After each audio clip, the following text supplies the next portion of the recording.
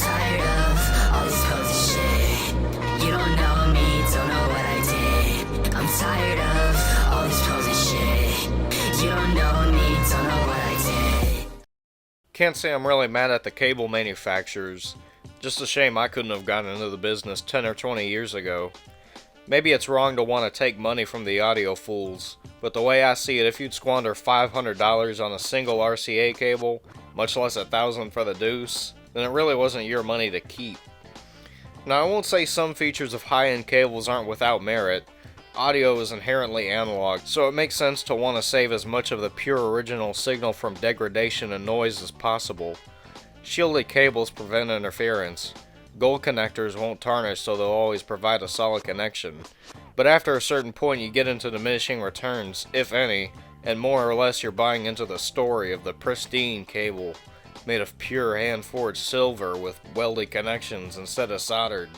Part of that story is buying into the audiophile witchcraft that is electrical alchemy.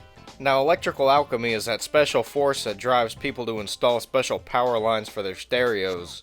It's the idea that an electrical audio signal is incomprehensibly delicate, and anything that isn't at least $350 will distort the sound.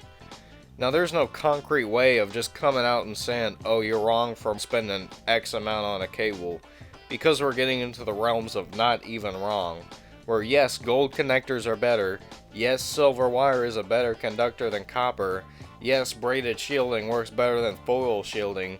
You're not even wrong. But what's more likely here? Your golden ears are so sensitive they can hear the nano-ohms of resistance in a regular cable affecting the signal?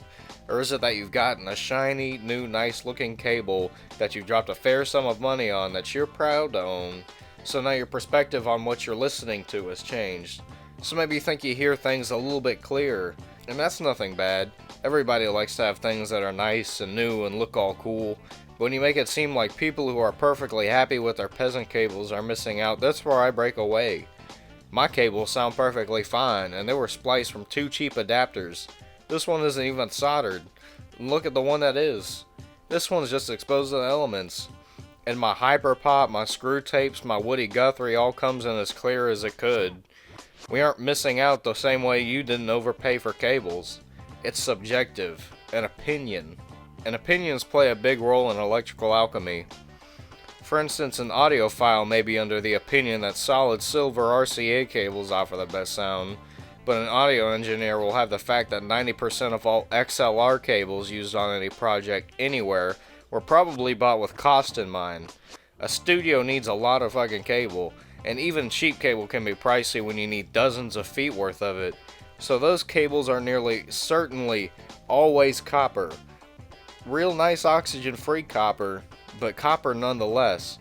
No studio that expects to turn a profit would even consider paying the extra zeros it would take to buy hundreds of feet of silver or audiophile-grade copper mic cables, even if there were an audible improvement. So according to electrical alchemy, nearly every recording made with electricity has been bottlenecked by the XLR mic cable before it even hits the audio interface. So now what's being said here is, you need this amazing cable so it won't degrade the signal, but that signal's already been degraded by the studio's XLRs. Now after I've broken it down like that, it just doesn't make sense anymore. At least not to me, but hey, I'm no audiophile. And if you are, buy a cable because you like the way it sounds. Buy it because you like the story, but don't go thinking you need a magic cable. And definitely don't try to invoke electrical alchemy because you want to justify your purchase of a $1 zillion cable, because you don't have to. It's your music on your stereo. I don't give a fuck if you want to make someone else rich if that's what you need to enjoy your music. Peace.